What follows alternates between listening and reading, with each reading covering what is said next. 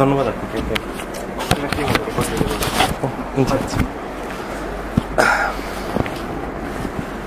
মূলত কি যে ওই আমাদের এই এলাকার যে চিন্তার যে বিকাশ সেটা কি, তো সেটা কি যে বৈশ্বিক যে চিন্তার যে ইতিহাস সে থেকে ভিন্ন কিনা, না নাকি যে আমাদের এই এলাকার একদম নিজস্ব ইতিহাস আছে, যে ইতিহাসটা কি আবার বৈশ্বিক চিন্তার সাথে কতটা পার্থক্য কত মিল আছে সেটাও একদম আলোচনার এই বিষয়। একই সাথে যেটা হচ্ছে যে প্রত্যেক জেনারেশন অথবা প্রজন্ম যে সময় তার ইতিহাসের চিন্তা করে সবসময় তার সমকালীন রাজনৈতিক অবস্থা, পরিসর, আর্থসামাজিক অবস্থা এগুলো খুবই প্রভাবিত করে, যার প্রেক্ষিতে কি ইতিহাস সবসময় পরিবর্তিত হয়। আমার এই বক্তৃতাগুলো যদি মানে যে 100 বছর আগে দেওয়া হতো তার যে পরিসর এবং হতো তা বর্তমানে সেই ধরনের পরিসর হবে না। সময়ের সাথে সাথে পার্থক্য, এটা শুধু যে তথ্য এবং উপাত্তের কারণে তা কিন্তু না, এটা মূলত যে ইতিহাসের যে তথ্য এবং উপাত্তকে আমরা গুরুত্ব দিব, কোনটাকে গুরুত্ব দিব না, তার ফলশ্রুতি আসলে ইতিহাসের পাঠটা সবসময় পরিবর্তিত হয়। তো আমার এই যে 4 পর্বের যে আমাদের চিন্তার ইতিহাস একদম পুনঃপাঠ, সেটা একটি পুনঃপাঠ, এটা আরো অনেকগুলো পুনঃপাঠ হতে পারে এবং এই পুনঃপাঠটা খুবই রৌখিকভাবে আগাবে না। আর তার কারণে আমি কি যে রৌখিক যে হিস্ট্রিটা আছে এই হিস্ট্রিটা আগেই দিয়ে দিয়েছি আর কি। আর তার অন্যতম কারণ দুটো আর কি, যে আমি যদি বলি এটা রৌখিক ইতিহাস তাহলে সেক্ষেত্রে আর কি 2 ধরনের কপটতা হবে আর কি। প্রথম কপটতা যেটা হবে সেটা হচ্ছে যে মনে করুন রৌখিক ইতিহাসের যে এক ধরনের স্টেপ বাই স্টেপ যে ইতিহাস সেটা আমরা আসলে এই এলাকার চিন্তার ইতিহাসটা জানি না, হয়তো অনেক ক্ষেত্রে পাশ্চাত্য ইতিহাসটার চিন্তার ইতিহাসটা ওইভাবে আমরা জানি না, যার প্রেক্ষিতে নিশ্চিতভাবে বলা যায় না যে রৌখিক ইতিহাসটা এরকম। একই সাথে রৌখিক বলার সাথে সাথে একই সময় কিন্তু অনেকগুলো চিন্তার ভাবনা থাকে, অনেকগুলো চিন্তা একই সাথে মানে দাবিত হয় এবং একটার সাথে আরেকটা একদম অ্যাসিমিলেশনের মধ্যে দিয়ে। তো রৌখিক বলার সাথে সাথে আমরা যে কাজটা করি যে তুলনামূলকভাবে যেগুলা মেইন স্ট্রিম না সেগুলোকে আমরা বাদ দিই। এখানে আসলে সেইভাবেও আলোচনা হবে না, এখানে হচ্ছে মূলত যে একদম অরৌখিক চিন্তার ইতিহাস সামনে এবং পিছনে আসা যাওয়ার মধ্যে দিয়ে কি এবং হচ্ছে সমকালীন বাস্তবতার পরিসরে মূলত আমি চেষ্টা করবো কি যে পুরো আলোচনাটাকে উপস্থাপন করতে। তো এই 4 পর্বের মানে যে আমাদের চিন্তার ইতিহাস বলতে যে মূলত প্রথম পর্ব যেটা আলোচনা একটু আগে বলা হচ্ছিল সেটা হচ্ছে যে আর্য এবং অনার্যের যে সাংস্কৃতিক সংঘাত এবং সেটা কিভাবে আমাদের এই এলাকার যে চিন্তা একটা গুরুত্বপূর্ণ প্রভাব ফেলে পরবর্তী প্রায় 2-2.5 হাজার বছর। একই সাথে যেটা হয়েছে যে পরের যে লেকচারটা সেটা হচ্ছে যে মূলত হবে এই এলাকারই অনার্যের অথবা চণ্ডালদের দর্শন বলা হয়ে থাকে, 4 ভাগ দর্শন, সেই দর্শনের উপর। এবং একই সাথে যেটা হচ্ছে যে নব্য 4 ভাগ যারা মানে যে অনেক ক্ষেত্রে বলা যেতে পারে মূলত যে 4 ভাগটা রিইন্ট্রোডিউস যারা করেছেন 40-এর দশকে, তাদের রাজনৈতিক পরিসর, তাদের উদ্দেশ্য এবং কিভাবে এই জ্ঞানটা উপস্থাপিত হয়েছে সেটা। এরপরে হচ্ছে মূলত 3 নম্বর পর্বে যেটা হচ্ছে মূলত বুদ্ধিজম নিয়ে আলোচনা হবে। সেই সূত্রে আসলে বাংলাদেশের চিন্তার ইতিহাসের সাথে খুব অতপ্রতভাবে বুদ্ধিজমের একটা সম্পর্ক আছে। যেমন 6 এবং 7 সেঞ্চুরিতে মানে মূলধারার যারা বুদ্ধিস্ট স্কলার এরা অনেকেই বাংলাদেশি। তো তাদের চিন্তা উপস্থাপনের মধ্যে দিয়ে এই বাংলাদেশের কোন ধরনের জাতীয়তাবাদ কনস্ট্রাকশন করা যেতে পারে কিনা, যেটা পুরো বাংলাদেশকে একদম অ্যাসিমিলেট করবে অথবা একসাথে নিয়ে আসতে পারে, সেই ধরনের একদম উপস্থাপন।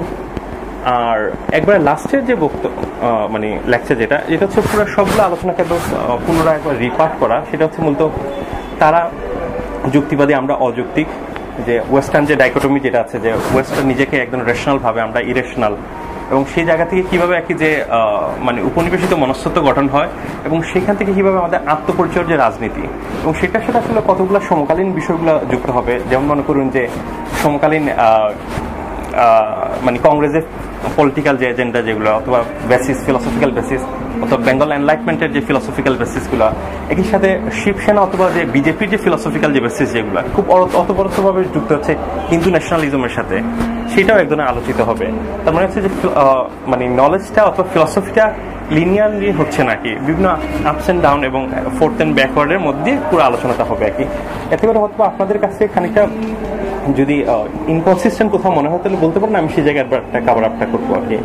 তো সেই প্রেক্ষিত থেকে আসলে আজকের তোলে আলোচনাটা শুরু করি, সেটা হচ্ছে মূলত আর্য অনার্যের সাংস্কৃতিক সংঘাত এবং হচ্ছে আমাদের এই এলাকার চিন্তার বিকাশ। তো আমাদের এই এলাকার চিন্তার বিকাশ বলতে হলে তো কবে, কোথায়, কখন এই এলাকার প্রথম মানে যে মানুষ এসেছে সেই আলোচনাটা খুব গুরুত্বপূর্ণভাবে আসতে পারে। অথবা সেটা হচ্ছে যে মানে সমকালীন যে তথ্যগুলো আছে ইভলিউশনের, এর মধ্যে একটা হচ্ছে ডিফিউশনিজম, যেটা নিয়ে অনেক বিতর্ক আছে, কিন্তু আপাতত কাজ চালানোর জন্য আমরা ধরে নিতে পারি যে ডিফিউশনিজম আর কি যে সঠিক আর কি। সেই প্রেক্ষিত থেকে যেটা ধারণা করা হয়ে থাকে আনুমানিক 7,000 বছর আগে আফ্রিকা থেকে ওই মূলত আরব সাগরের পাশ দিয়ে মূলত মানে ভারতবর্ষে প্রথম মানুষ আসে 60,000 থেকে 70,000। এখানে একটা ম্যাপ দেওয়া আছে, এই ম্যাপে আসলে আমি দাগানোর সুযোগটা পাইনি আর কি। আমি এখানে একটু দেখাই আর কি। মূলত এখানে থেকে জি থ্যাংক ইউ, আপনাকে ওষুধ দিচ্ছে কি। মূলত আফ্রিকা থেকে আসলে পুরো রোডটা যেসব প্রথম ভারতে মানে মানুষ আসে সেটা এই দিক থেকে ঘুরে আসা নয়, মূলত এসেছে যে এই দিক থেকে, এখান থেকে ইথিওপিয়া থেকে সৌদি আরবের, তারপর সেখান থেকে সরাসরি হচ্ছে ইরান হয়ে ভারতবর্ষে এসেছে। কারণ খুব স্বাভাবিকভাবে প্রশ্ন আসতে পারে, এখানে তো সমুদ্র আছে, 60,000 বছর আগে তো নৌকা ছিল না, 70,000 বছর নৌকা ছিল না, কোনো কিছু ছিল না, তাহলে আসার পরটা কি ধরনের ছিল। এখন থেকে 60 থেকে 70,000 বছর আগে আমাদের এখনকার যে সমুদ্রের সি লেভেলটা আছে সেটা প্রায় 200 মিটার নিচে ছিল, যার ফলশ্রুতিতে এখানে খানিকটা মার্শল্যান্ড ছিল, যার কারণে হেঁটে পার হওয়া সম্ভব ছিল, যার প্রেক্ষিত থেকে রুটটা ছিল আসলে এইদিকে। এখন এই ভারতবর্ষে আসার পরে এবং যে এরাই যে প্রথম ভারতবর্ষে এসেছেন অথবা আফ্রিকা থেকে যে এসেছে, এসব আসলে তথ্য উপাত্তের ভিত্তিটা কি, সমকালীন অনেক অ্যানথ্রোপোলজিস্ট এবং আর্কিওলজিস্টরা মনে করেন মূলত কি যে ইভলিউশনারি জিন, যেটা মূলত M130 বলা হয় থাকে আর কি, ওই জিনটা যেটা আফ্রিকায় যে মানে মূলত কি যে ফসিল থেকে যে ডিএনএটা পেয়েছি আমরা, একই ধরনের ডিএনএ পাওয়া যায় মূলত সাউথার্ন ইন্ডিয়ান কেরালা আছে না, কেরালা একটা আদিবাসী জনগোষ্ঠীর মধ্যে। এই আদিবাসী জনগোষ্ঠীর একটা বিশেষ বৈশিষ্ট্য আছে, সেটা হচ্ছে এই আদিবাসী গোষ্ঠীটা তাদের গোষ্ঠীর বাইরে কাউকে কখনো বিয়ে করে না, হয়তো ফার্স্ট কাজিনকে বিয়ে করে, যার ফলশ্রুতিতে তার ব্লাডের পিউরিটিটা অনেক ক্ষেত্রেই থেকে গিয়েছে, যার কারণে ওভার রিসেন্টলি এই ফাইন্ডিংসটা হয়েছে। আনুমানিক ধরে নাকি 10-15 বছর আগে এটা মূলত ওই বায়োলজিক্যাল গ্রুপ যারা আদিবাসী নিয়ে কাজ করছিলেন ওনারা দেখলেন যে ওই যে এই মানে তথ্যটা পেলেন, সেটা হচ্ছে যে এদের ডিএনএ ম্যাপিংটা হচ্ছে M130 আর কি। এবং এই M130 প্রেক্ষিতে যেটা ধারণা করা হয় ভারতবর্ষের প্রথম আনুমানিক 60,000 বছর আগে মানে মানুষ এসেছে। এখন তাহলে খুব স্বাভাবিক প্রশ্ন আসে যে পরবর্তী সময়ে যারা আর্য বলে আমরা চিহ্নিত করি, তাহলে আর্যরা কারা, এবং হচ্ছে একই সাথে হচ্ছে যে এই 60,000 বছর আগে যে মানুষ এসেছে এটা কি কারণে ভারতীয় রাজনীতি এবং হচ্ছে ইন্ডিয়ান ন্যাশনালিজম খুব গুরুত্বপূর্ণ ক্লেম হয়ে উঠলো, সেটাও একটা কি যে হয়তো চতুর্থ লেকচারের মূল আলোচনার বিষয় হবে এই বিষয়গুলো, কিন্তু আপাতত আমি এই স্কেচটা করে যাচ্ছি আর কি। তো এই দুটো থিওরি আছে এরপরে, সেটা হচ্ছে ধারণা করা হয় যে 60,000 বছরে এখানে মানুষ আসার পরে মূলত খাইবার গিরি দিয়ে তারা ইস্ট ইউরোপে গিয়েছিল, এবং সেইখান থেকে আসলে আর্য বলে আমরা যারা বলে থাকি সেটা হচ্ছে ইউরোপে গিয়েছিল, এটা বলা হয়ে থাকে। আবার অন্য একটা থিওরি আছে যেটা হচ্ছে মূলত এখানে এরা সেটেল করেছে, এরা অন্য কোথাও যায়নি। আর্যরা মূলত হচ্ছে যে মেইন স্ট্রিম আফ্রিকা হয়ে যে ইস্ট ইউরোপে গিয়েছিল এবং সেখান থেকে পরবর্তী সময় আসছে। কিন্তু সাধারণত আজকালকার যে পলিটিক্যাল যে স্পেকট্রাম যেটা কি যে ভারতে, সেটা অনেকেই ক্লেম করে থাকেন, সেটা হচ্ছে যে আর্যরা মূলত এই ল্যান্ডেরই ছিল, তারা আবার ফিরে এসেছে, তা না হলে হিন্দু ন্যাশনালিজমের যে মূল ভিত্তিটা খানিকটা দুর্বল হয়ে পড়ে আর কি, ওই প্রেক্ষিত থেকে অথবা এই প্রবণতাটা আছে। তো যেটা হচ্ছে যে এই 60,000 বছর আগে যে আমাদের মানে এই এলাকার যে মানুষ, এই মানুষদেরকে অনেকটা দ্রাবিড়িয়ান বলা হয়ে থাকে, এবং এই ধরনের মানুষ সাধারণত পাওয়া যায় ওই বাংলাদেশ, শ্রীলঙ্কা, মালদ্বীপ, তারপর হচ্ছে ওইদিকে হচ্ছে অনেক ক্ষেত্রে অস্ট্রেলিয়ার এইদিকেও এই দ্রাবিড়িয়ান মানুষগুলোকে পাওয়া যায়, আমরা সবাই জানি। এবং এই দ্রাবিড়িয়ানদের বুঝতে হচ্ছে প্রথম যে সিভিলাইজেশনটা যেটা হচ্ছে হরপ্পা এবং মহেঞ্জোদারো, যেটা মূলত বলা হয়ে থাকে সিন্ধু নদীর তীরে, এবং এটা আনুমানিক ধারণা করা হয়ে থাকে যে 7,000 BC হবে, কিন্তু মোটামুটি নিশ্চিতভাবে বলা যেতে পারে 3,500 থেকে 1800 BC পর্যন্ত এটা মোটামুটি সাস্টেইন করেছিল মানে এই সিভিলাইজেশনটা। এবং বলা হয়ে থাকে যে তারা মূলত কি যে ব্রোঞ্জ ব্যবহার করতে জানতো, এবং একই সাথে তারা কয়েনের প্রচলন এবং সোয়ারেজ সিস্টেমগুলো ছিল।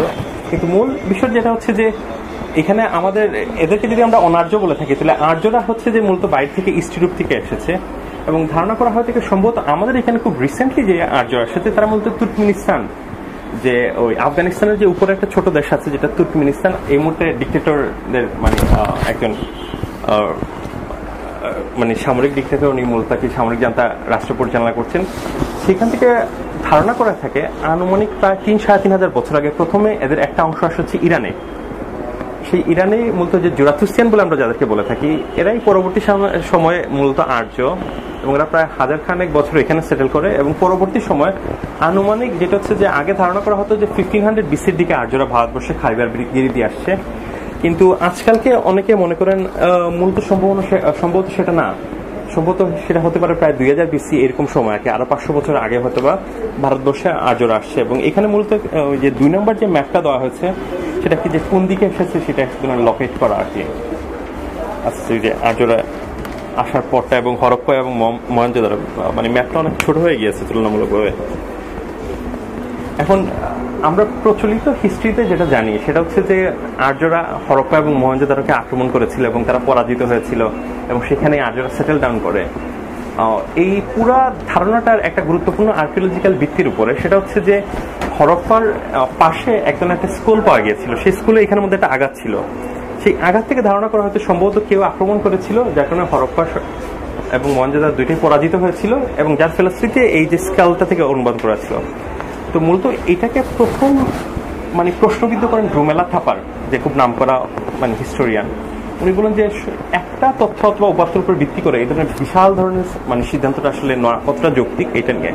কিন্তু সমকালীন ইম্পেরিয়াল বিশ্ববিদ্যালয়ের একজন প্রফেসর উনি পুরো বিষয়টাকে কমপ্লিটলি ডিফারেন্ট একটা ডাইমেনশন দিয়েছেন। সেটা হচ্ছে যে সমকালীন যে স্যাটেলাইট ইমেজগুলো সেগুলো দেখা যায় কি যে মূলত মানে এখানে যে নদীটা ছিল, নদীপথ শুকানোর কারণে যে ওইখানে সভ্যতার আস্তে আস্তে গ্রাজুয়ালি মুভ করেছে এই পাশ থেকে, গঙ্গা এবং পদ্মার মানে এবং যমুনার ধারে পাশে যে সভ্যতাগুলো আসছে তার মানে সেটা মূলত হয়েছে নদীর গতিপথ পরিবর্তন এবং শুকানোর কারণে। এবং সেই নদীর যে আগের যে নদীটার এবং শাখা প্রশাখাগুলো মূলত স্যাটেলাইট ইমেজে কালো করে আর কি এখন দেখা যায় কি। সেখান থেকে মূলত ধারণা করা হয় যে আর্যরা যে সময় আসছে অলরেডি হরপ্পা মহেঞ্জোদারো এখানে যে দ্রাবিড়িয়ান যারা ছিলেন অলরেডি মাইগ্রেশনটা শুরু হয়ে গেছে, মানে যে গঙ্গা অথবা যমুনার তীরবর্তী এলাকাগুলোতে। তার মানে হচ্ছে যে প্রথম যে ধারণাটা করা হয় যে সংঘাতটা হয়েছিল এবং দ্রাবিড়িয়ানরা পরাজিত হয়েছিল, সেটা হয়তো বা অনেকাংশই সমকালীন তথ্য উপাত্ত দ্বারা স্ট্রংলি ভিত্তিটা খুঁজে পাওয়া যাচ্ছে না। এখন এই যে আর্যরা আসলেন আর কি যে মূলত 2000 অথবা মানে 1500 BC-র দিকে, তখন মূলত তারা প্রথম দিকে মানে পেশোয়ার, পাঞ্জাব এইসব এলাকায় সেটেল ডাউন করেন। পরবর্তীতে আস্তে আস্তে পরবর্তী 500 বছরের ব্যবধানে কাশী এবং বেনারস এই এলাকাগুলোতে আস্তে আস্তে মাইগ্রেশনটা হয়। এখন এই যে আর্য এবং কাদেরকে মূলত যে আর্য বলা হবে এবং আর্য কারা না, এইটা পুরা আলোচনার একটা সিগনিফিক্যান্ট রূপ ধারণ করলে মূলত 1800 শতকে। এর দীর্ঘ পরিসরে, এর মধ্যবর্তী পরিসরে অনেকটাই আসলে আর্যের এই আলোচনা গুরুত্বপূর্ণ কোনো রূপ ধারণ করেনি। 1861 সালে ম্যাক্স মুলার একটা বক্তৃতা দিয়েছিলেন। বক্তৃতাটা মূলত হচ্ছে ল্যাঙ্গুইস্টিক্সের উপরে, রয়্যাল এশিয়াটিক সোসাইটিতে লন্ডনে। সেই বক্তৃতা নাম হচ্ছিল যে লেকচার অন সায়েন্স অফ ল্যাঙ্গুইস্টিক্স। সেখানে উনি এক ধরনের ভাষা এবং সেই ভাষা থেকে ভিত্তি করে এরিয়ান রেস যে শব্দটা উনি প্রথমেই ব্যবহার করেন নাকি, সেই এরিয়ান রেসের কথাটা বলেন। সেখানে উনি মূলত যেটা বলতে চাচ্ছেন যে ইউরোপ এবং হচ্ছে যে ইরান এবং হচ্ছে ভারতবর্ষে এক ধরনের যে একটা জাতিগোষ্ঠী যেটা মূলত যে ডমিনেন্ট জাতিগোষ্ঠী এবং তারা মূলত একই মানে জাতিগোষ্ঠী এবং তার ভিত্তি হচ্ছে তাদের ভাষা। যে ইউরোপিয়ান যে ভাষাগুলো আছে সেই ভাষাগুলো ফনেটিক্যাল বিশ্লেষণ করা গেলে দেখা যায় যে তারা মূলত একই উৎস থেকে আসা, এবং সেই প্রেক্ষিত থেকে মূলত উনি এই বক্তৃতাটা দিয়েছিলেন যে সেটা হচ্ছে যে এরা মূলত সেম রেস থেকে আসা।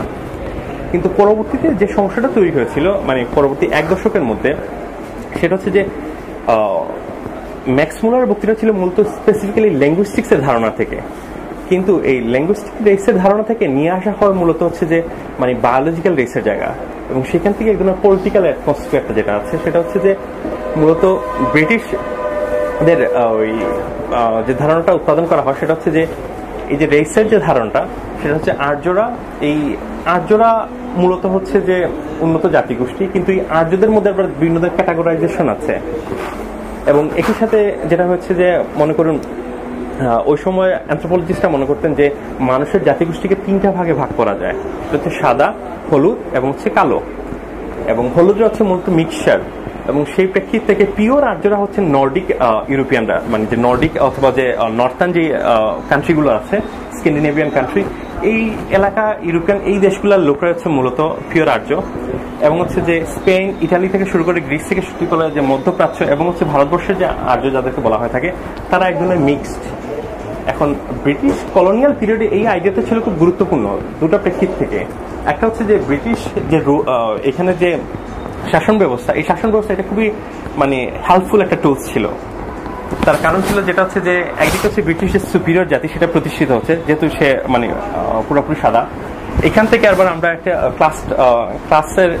ক্লাস ধারণার কারণে একটা উচ্চতর ক্লাস পাচ্ছি, যারা নিজেদেরকে একজনের ব্রিটিশদের সাথে একজনের পরিপূরক মনে করছে অথবা ধারে কাছের, এবং তাদেরই একজনের মানে সিবলিংস, এবং হচ্ছে একজনের স্যাচুরেটেড বটম লেভেল যে শিডিউল কাস্ট, যেটা এই তিনটা ক্লাসের যে ধারণাটা তৈরি হলো, যে ইংলিশরা মাঝখানে আমরা মিক্স, যে এই এলাকার লোকজন, এবং হচ্ছে পরবর্তী পর্যায়ে যেটা হচ্ছে যে এই এলাকাতে শিডিউল কাস্ট দ্রাবিড়িয়ান যে জনসাধারণ তারা।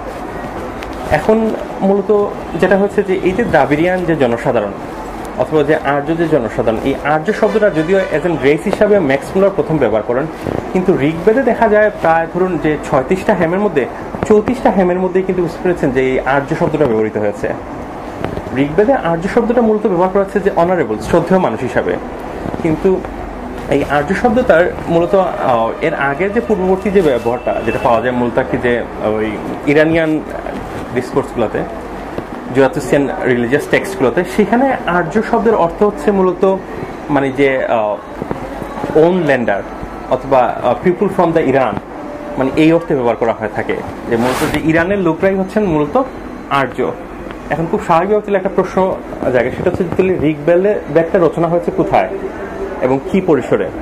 সমকালীন গবেষকরা মূলত মনে করে সেটা হচ্ছে যে ঋগ্বেদের রচনাকাল মূলত হচ্ছে যে আর্যদের এখানে আসার পথে, এবং যার প্রেক্ষিতে থেকে এখানে যে ওই ন্যাচারাল যে জিওগ্রাফির যে বিবরণটা পাওয়া যায়, এটা ধারণা করা হয় টার্কমেনিস্তান পরে ইরান, এবং পরবর্তী সময় যে এই মূলত পেশোয়ার পাঞ্জাবের যে এই অংশটাতে এসেছে তার এক ধরনের একটি দীর্ঘ ম্যাপটা এখানের মধ্যে আছে, এবং একই সাথে ধারণা করা হয় যে আসার পথে এটা রচিত হয়েছে। একই সাথে যেটা হচ্ছে তুর্কমেনিস্তান এবং ইরান এবং সে মানে এখানকার ঋগ্বেদের মধ্যে বুঝতে পারছেন একটা গুরুত্বপূর্ণ কিছু শব্দেরও একটা মিল পাওয়া যায়। যেমন সোমা, যেটা হচ্ছে যে ইন্দ্রের আরাধনা করতে হলে যে সোমা শব্দ, মানে এক ধরনের টক্সিক ড্রিঙ্ক যেটা পান করা হয়ে থাকে, এই সোমা মানে যে ইরানিতে জোমা বলা হয়ে থাকে, এবং হচ্ছে একই ধরনের শব্দটা খুঁজে পাওয়া যায় মূলত কি যে টার্কমেনিস্তানে, হ্যাঁ সোমরস, যেটা আবার যেমন মনে করুন যে ঘোড়াটাও কিন্তু আমাদের এই এলাকার প্রাণী নয়, ঘোড়াটা মূলত তুর্কমেনিস্তান থেকে নিয়ে আসা হয়েছে, যার কারণে যে এবং যে রথের যে বিবরণটা বলা হয়ে থাকে সেটাও আমাদের তুর্কমেনিস্তানের সমকালীন যে আর্কিওলজিক্যাল সাইটগুলো আছে সেখানে পাওয়া যায়। তো সেখান থেকে মোটামুটি নিশ্চিত হয় যে ঋগ্বেদ মোটামুটি যে রচনাকালটা হচ্ছে আসার পথে, এবং এরপরে যে বেদটা আর কি রচিত মানে অথর্ব বেদ আর কি। এবং একই সাথে যেটা আলোচনা করা দরকার সেটা হচ্ছে যে এই বৈদিক যে সাহিত্য এবং আমাদের মূল আলোচনার যে জায়গাটা আর কি, এই আর্যরা আমাদের এই এলাকা আসার পরে যে সাহিত্য এবং দর্শন এবং চিন্তা, তাদেরকে একসাথে বলা হয় থেকে বৈদিক লিটারেচার এবং বৈদিক সাহিত্য এই অথবা বৈদিক চিন্তা। এবং যেখানে আমি মূলত এখানে বলছি কি যে আর্যের যে চিন্তা কি অথবা সাংস্কৃতিক দৃষ্টিভঙ্গি, সেই বৈদিক চিন্তার মূল ভিত্তি হচ্ছে 4টা বেদ, এবং প্রথম বেদ যেটা হচ্ছে মূলত কি যে ঋগ্বেদ, তারপর হচ্ছে অথর্ববেদ, সমবেদ এবং যজুর্বেদ। মূল 2টা বেদ হচ্ছে কি যে ঋগ্বেদ এবং অথর্ববেদ, এবং পরবর্তী যেটা কি যে সমবেদ এবং যজুর্বেদ, 2টা হচ্ছে মূলত এক ধরনের সংকলন পরবর্তী ঋগ্বেদের কিছু অংশ বিশেষ নিয়ে। এবং যেমন মনে করুন মানে সমবেদে সংকলিত হয়েছে যেই বেদের যে ঋগ্বেদের যে অংশগুলো আসলে ছন্দ আকারে আছে, যেটা এক ধরনের গান আকারে গাওয়া যেতে পারে, সেই অংশগুলো এক ধরনের সংকলন যেটা হয়েছে সেটাকে বলা হয়ে থাকে মূলত ওই সমবেদ। আর যজুর্বেদের অংশ মূলত বুঝতেছেন রিচুয়াল এবং গণস্টিক অংশটাই মানে ব্যাপকভাবে আলোচিত হয়েছে, এবং সেই প্রেক্ষাপট থেকে মানে বেদগুলোকে এক ধরনের একটি যে সংহিতা বলা হয়ে থাকে, যেহেতু এক ধরনের কম্পাইলেশন সংকলন। আবার যেহেতু এক প্রজন্ম থেকে আরেক প্রজন্ম এটা বুঝতে পারছেন যে শুনে যেহেতু ট্রান্সমিট হয়েছে বলার মধ্যে দিয়ে পরবর্তীর সাথে সংকলিত হয়েছে, এখানে এটাকে শ্রুতিও বলা হয়ে থাকে। এবং বেদ মূলত কি যে 4টা অংশে ভাগ করা হয় প্রত্যেকটা বেদ। প্রথম হচ্ছে মূলত মন্ত্রাংশ, এরপর হচ্ছে যেটা হচ্ছে যে ওই ব্রাহ্মণ, তারপর হচ্ছে যে আরণ্যক এবং হচ্ছে উপনিষদ। তো মন্ত্রাংশ মূলত কি যে মন্ত্রের যে অংশটা যেটা মূলত জপ করা হয়ে থাকে, ব্রাহ্মণটা হচ্ছে মূলত এটা গদ্য আকারে লেখা, এবং এর মূল বিষয়বস্তু এবং হচ্ছে মূলত কি যে যজ্ঞ পালন করার সময় কিভাবে করতে হবে, কোন মন্ত্রটা পাঠ করতে হবে, এই আলোচনাটা হয়ে থাকে। আর আরণ্যক হচ্ছে যে প্রাচীনকালের কবিরা যে ওই মূলত কি যে বনে থাকা অবস্থায় অথবা অরণ্যে থাকা অবস্থায় মানে যে জগৎ এবং জীবন নিয়ে যেসব দৃষ্টিভঙ্গি নিয়ে কবিতা রচনা করেছেন তার এক ধরনের সংকলনটাকে আরণ্যক বলা হয় থাকে। আর উপনিষদ হচ্ছে মূলত কি যে সবচেয়ে লাস্টের অংশটা, এবং ধারণা করা হয় তার রচনাকাল মূলত 8ম শতাব্দী থেকে শুরু করে ইভেন 2nd সেঞ্চুরি এসি পর্যন্ত, এবং যেটা আমাদের আলোচনার জন্য খুব গুরুত্বপূর্ণ এই ঔপনিষদের অংশটা। এবং এখানে মূলত কি যে এক ধরনের দার্শনিক আলোচনাগুলো এখানেই মূলত আলোচিত হয়েছে। আর যেহেতু এই বেদের পুরো জ্ঞানটাকে বলা হয় অপুরুষ জ্ঞান, এই অপুরুষ জ্ঞান মূলত এই শব্দটা আসলে যে ওই অবজেক্টিভ অথবা সাবজেক্টিভ বলে যে আমরা ওয়েস্টার্ন যে ক্যাটাগরিটা ব্যবহার করে থাকি, এর কোনোটাই না। অবজেক্টিভ বলতে ভাবি আমরা যে জগৎটা যেটা আছে সেই জগৎটা হচ্ছে যে আমাদের ইন্দ্রিয় অনুভূতির উপর নির্ভরশীল না, এমনিতেই অস্তিত্বশীল। আর সাবজেক্টিভ হচ্ছে যে জগৎটা আছে তা সামহাও হয়তো অস্তিত্বশীল, কিন্তু আমাদের পারসেপশনের উপর নির্ভর করে, অথবা অস্তিত্বশীল নয়, আমাদের চিন্তারই একটা অংশ। কিন্তু অপুরুষ ধারণাটা খানিকটা ভিন্ন। অপুরুষ বলা যেতে পারে এক ধরনের কালেকটিভ সাবজেক্টিভ। সেটা হচ্ছে যে প্রাচীনকালে জ্ঞানী লোকদের বুঝতে পেরেছেন যে সম্মিলিত যে জ্ঞান, যে জ্ঞানটা কোনো বিশেষ ব্যক্তির জ্ঞান নয়, কিন্তু হচ্ছে এই জ্ঞান যে কোনো বোদ্ধা ব্যক্তি এই জ্ঞান অর্জন করতে পারেন, সেটাই হচ্ছে এক ধরনের অপুরুষ জ্ঞান, বিশেষ ব্যক্তি দ্বারা রচিত নয়, কিন্তু হচ্ছে বুঝতে পারছেন সব ব্যক্তিরই অংশ বিশেষ, এক ধরনের কালেকটিভ সাবজেক্টিভ, যেটা বলা যেতে পারে যে ইংরেজিতে আমি যদি টার্মটা ব্যবহার করে থাকি। এই যে বেদের যে কালেকটিভ সাবজেক্টিভটা নলেজ, এই নলেজের প্রথম যে অংশটা যেটা মানে যে সেটা হচ্ছে যে ওই খ্রিস্টপূর্ব মানে 5ম শতাব্দীর আগ পর্যন্ত পাওয়া যায়। এর মূল আলোচনার বিষয় হচ্ছে যে ইন্দ্রের আরাধনা এবং কিভাবে এক ধরনের কসমিক যে রেগুলারিটি আছে, যে কখন বৃষ্টি হওয়ার জন্য এক ধরনের মানে মন্ত্র বা পূজা করা, অথবা হচ্ছে যে ধরুন মানে যে কোন সিজনে কোন ধরনের পূজা করা, অথবা হচ্ছে যে কোন অকেশনে কি ধরনের পূজা করা, এইসব আলোচনাটাই বেশি ছিল। কিন্তু খ্রিস্টপূর্ব 5ম শতাব্দীর পর থেকেই মূলত পুরা বেদের আলোচনার মানে শেষাংশ মানে উপনিষদগুলোর আলোচনার বিষয়বস্তু এবং রেডিক্যালি চেঞ্জ হয়, এবং আমাদের যে চিন্তার যে বিকাশের মূল জায়গাটা হচ্ছে সেই জায়গাটা কি মূলত বৈদিক যে সাহিত্যগুলো যেটা এখানে আসার পরে মহাবীর এবং গৌতম বুদ্ধের জন্মের পরে, এবং একই সাথে যেটা হচ্ছে যে তারও আগে যেটা হচ্ছে যে চারবাকরা, এই এলাকার যে দ্রাবিড়িয়ান যারা কি তাদের যে চিন্তা এবং দর্শনটা, সেটাই মূলত চারবাক, এবং পরবর্তী সাথে যে বৌদ্ধ এবং জৈনদের দর্শন, এই দর্শনগুলো মূলত প্রতিষ্ঠিত যে বেদের জ্ঞানটাকে এটাকে একদম প্রশ্নবিদ্ধ করে। এবং এই প্রশ্নবিদ্ধর জায়গা থেকে বুঝতে পারছেন মূলত দুইটা যে ঘটনা, বড় দাগের ঘটনা এখানে বলা হয়ে থাকে, সেটা হচ্ছে একটা আস্তিক ঘটনা এবং একটা হচ্ছে নাস্তিক ঘটনা। আমরা সাধারণত আস্তিক বলতে ভেবে থাকি সেটা হচ্ছে যে যারা ঈশ্বরে বিশ্বাস করে পাশ্চাত্য ধারণা অনুসারে, এবং যারা ঈশ্বরে বিশ্বাস করে না তারা নাস্তিক। কিন্তু ভারতবর্ষে আসলে আস্তিক এবং নাস্তিকের ধারণাটা এটা নয়। ভারতবর্ষে আস্তিকের ধারণা হচ্ছে যারা আসলে মূলত বেদে বিশ্বাস করে, এবং এদেরকে মূলত 6টা স্কুলে ভাগ করা হয়ে থাকে। সেটা হচ্ছে যে পূর্ব মীমাংসা, উত্তর মীমাংসা, যোগ, সাংখ্য, বৈশাসিক এবং ন্যায়। এই 6টাকে মূলত বলা হয় যে আস্তিক ঘটনা। এবং ওই নাস্তিক ঘটনা মূলত বলা হয়ে থাকে হচ্ছে চারবাক, জৈন এবং হচ্ছে বুদ্ধ। এই 4টা ঘটনাকে নাস্তিক ঘটনা বলা হয়ে থাকে। এখন খুব সঙ্গত কারণে যেটা হচ্ছে যে কিভাবে এই সময়কার যে বিপ্লব এবং মানে যে ওই একজন চিন্তার যে বিপ্লব গঠিত হলো, তার মূল প্রেক্ষাপটটা কোথায় এবং কিভাবে হলো, সেটা হচ্ছে যে খুব সঙ্গত কারণে চারবাকরা যেটা করেছিলেন সেটা হচ্ছে যে প্রতিষ্ঠিত যে মানে বৈদিক যে জ্ঞান, সেটা হচ্ছে যে মানে ওই যেহেতু আর্যরা এখানে আসার পরে এবং ক্ষমতায় থাকার কারণে যে ক্ষমতার উচ্চ 4টা শ্রেণীকরণেই মানে 4টার মধ্যে 3টা শ্রেণীকরণে হচ্ছেন তারা, যে মানে ব্রাহ্মণ, তারপরে যে বৈশ্য এবং হচ্ছে যে ক্ষত্রিয়, এই 3টা শ্রেণীতে তারা হওয়ার কারণে, এবং শূদ্রটা হচ্ছে মূলত শিডিউল ক্লাস। এবং আরেকটা ক্লাস যেটা হচ্ছে যারা এই কোনো ক্লাসের মধ্যেই থাকে না, যাদেরকে চণ্ডাল, অনার্য বলা হয়ে থাকে আর কি। এবং অনেক ক্ষেত্রে যেমন যে চারবাকদের দর্শনকে যে চণ্ডালদের দর্শন, অনার্যের দর্শনই বলা হয়ে থাকে। অথবা এই যে দর্শনটা তারা মূলত প্রশ্নবিদ্ধ করেছিল যে বৈদিক জ্ঞানটাকে। এখন এই বৈদিক জ্ঞানের প্রশ্নবিদের প্রথম যে জায়গাটা সেটা ছিল প্রথম পর্যায়ে, যেহেতু বুঝতে পেরেছেন এর আগে ইন্দ্রিয়ের আরাধনা ছিল, কিন্তু তখন যে দুটো গুরুত্বপূর্ণ ধারণার মানে উপস্থাপন করা হয়, একটা হচ্ছে পুনর্জন্ম এবং আরেকটা হচ্ছে আত্মা। মানে খ্রিস্টপূর্ব 8ম শতাব্দীর আগে অ্যাকচুয়ালি আত্মা এবং যে পুনর্জন্মের কোনো ধারণার অস্তিত্ব খুঁজে পাওয়া যায় না। ওই সময় প্রথম মানে এই আত্মা এবং পুনর্জন্মের ধারণাটা খুঁজে পাওয়া যায়। এটা কি মানে এই খুঁজে পাওয়া যায় না, এটা কি বলছেন আমাদের এখানকার ওয়েস্টার্ন লিটারেচারের কথা এখানে বলা, আমি আসলে ওয়েস্টার্ন লিটারেচার আলোচনা তাই যে মূলত এখানকার লোকেট করে আর কি। তো ওই যে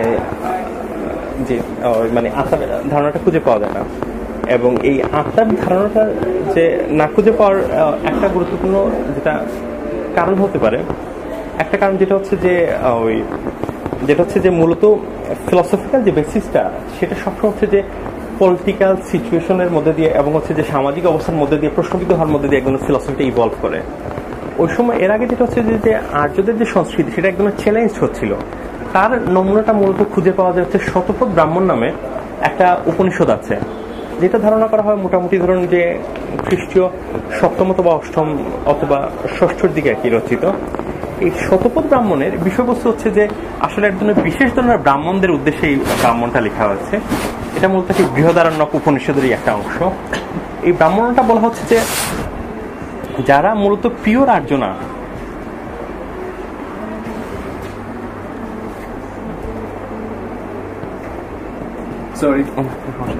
যে যারা মূলত আমাদের এই এলাকায় পিওর আর্য না, এবং তাদের উদ্দেশ্যে এই পিওর আর্য না অথবা মানে পিওর আর্য না কারা আসলে, এই পুরো বিষয়টা নির্ধারিত হচ্ছে যে আর্যরা যে সময় এখানে আসছিল, যেহেতু যোদ্ধা জাতি ছিল, সেই ফলশ্রুতিতে তাদের সমাজ ব্যবস্থায় নারীদের সংখ্যা তুলনামূলকভাবে কম ছিল এবং পুরুষদের সংখ্যা বেশি ছিল।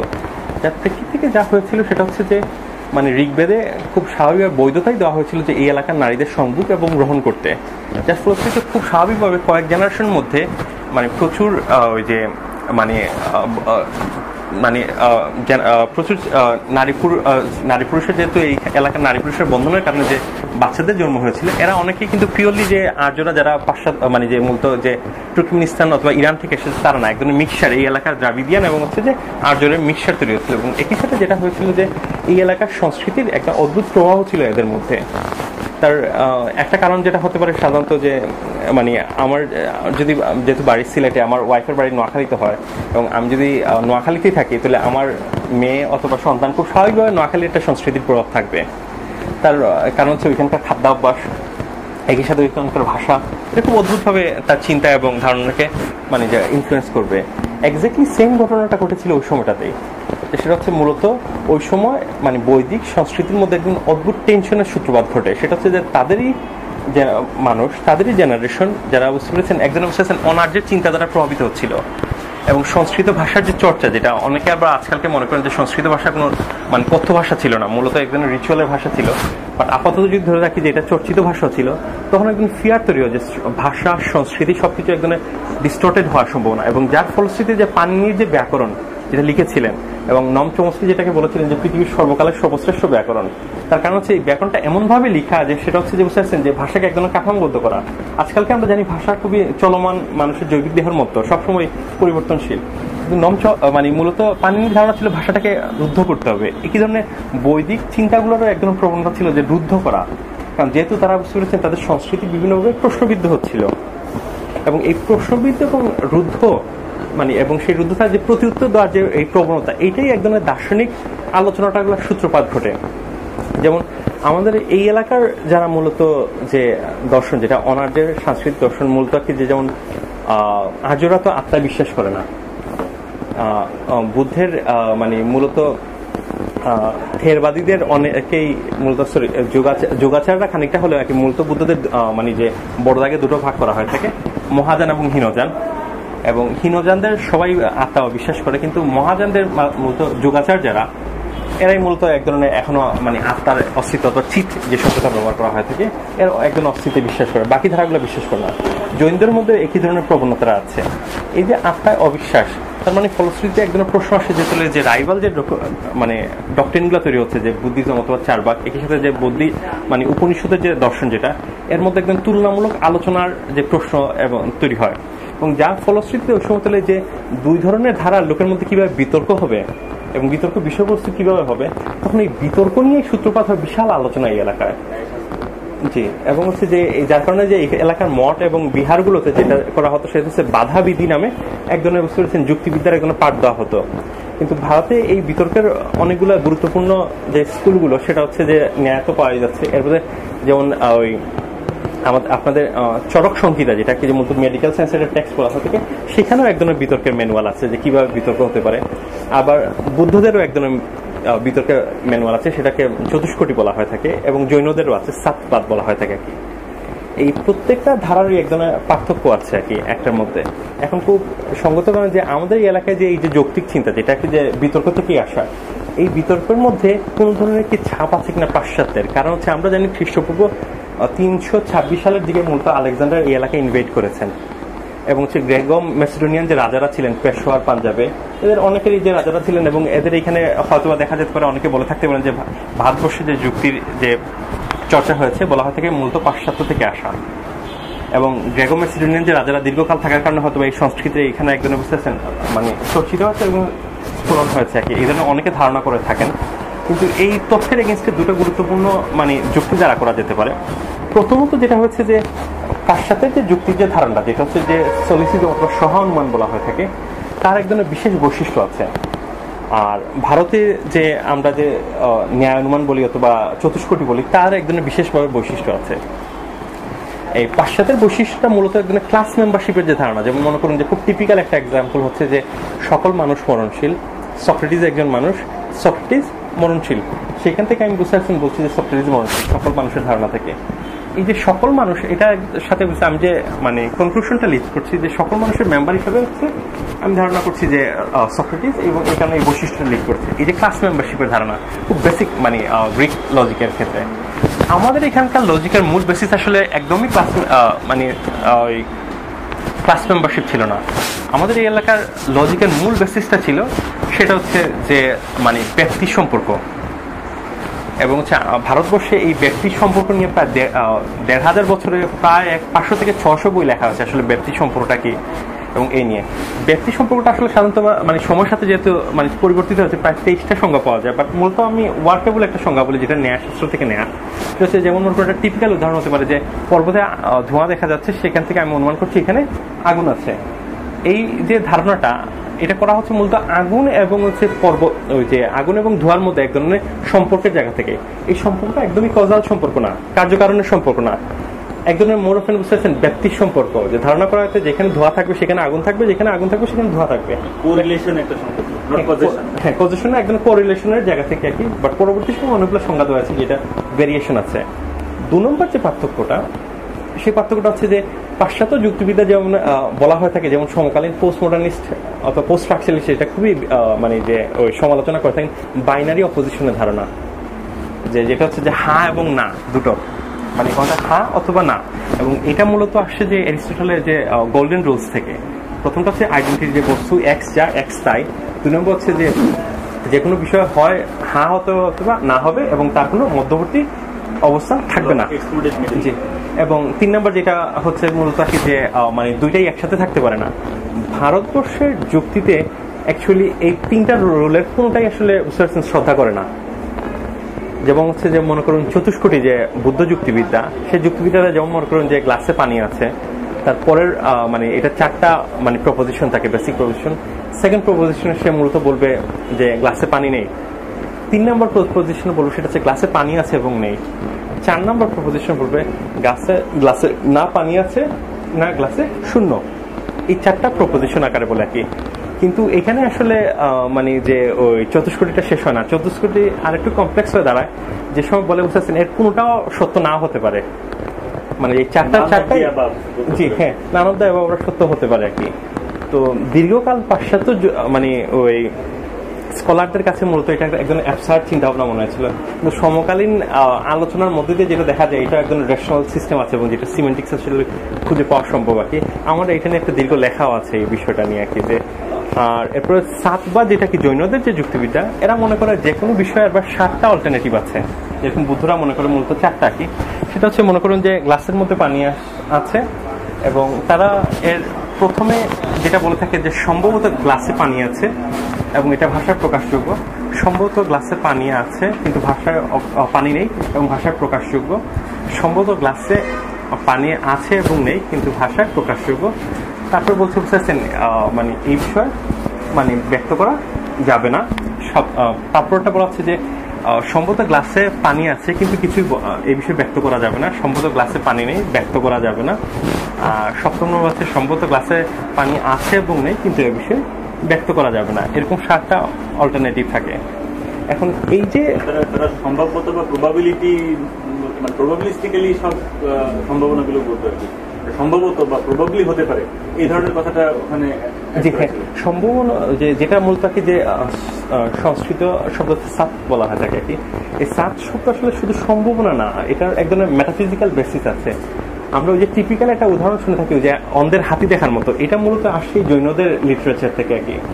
যে তারা মনে করেন যে মানে হাতি, যে অন্ধ হাতিকে দেয়ালের মতো মনে করছে, যে কোলার মতো মনে করছে, এগুলো সবই সত্য কিন্তু আংশিক সত্য, এবং সেগুলো একসাথে পূর্ণাঙ্গ সত্য পাওয়া যাবে, কিন্তু কোনোটাকে একবার সুনিশ্চিত সত্য হিসেবে বলা যাবে না।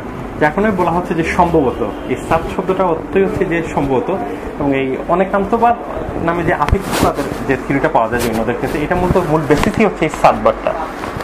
এখন আমরা যেখানে ছিলাম যে এই অ্যারিস্টটলের যে লজিকের আদৌ এখানে প্রভাব আছে কিনা না, মূলত গ্রেগো ম্যাসিডোনিয়ান একজন রাজা ছিলেন, রাজা মিলান্দা।